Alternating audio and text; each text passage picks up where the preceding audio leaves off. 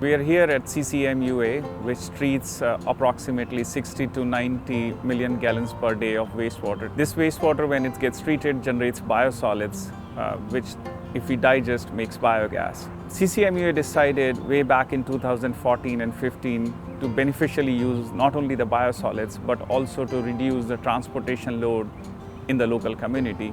They had some environmental goals in which they wanted to reduce the GHG, reduce the local transportation, and have beneficial use of the biosolids. Energia came up with a technology where we proposed to use the existing infrastructure, allow them to digest biosolids by converting their existing real estates into high solid anaerobic digesters. While doing so, we were getting 3 times or 4 times the biogas which we would conventionally get, and that biogas, when combusted in the engines, generate electricity. This electricity formed like 85% of the baseline for this wastewater treatment plant. This is a great plant where Energia have used the existing infrastructure of a municipal wastewater treatment plant and converted the sludge holding tanks into high solid anaerobic digesters. These high solid anaerobic digesters consume 1/3 of the real estate and the digester volume and produce 3 times extra biogas.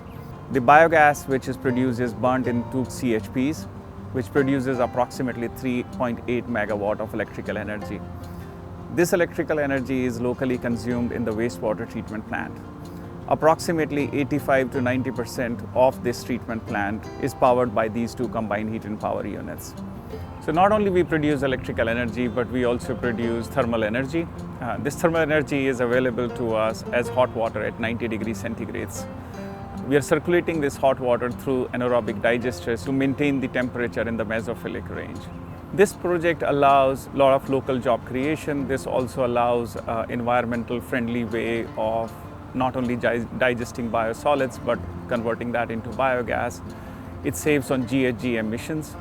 In the long run, this also creates a more sustainable and localized power generations, which is always a reliable source of power.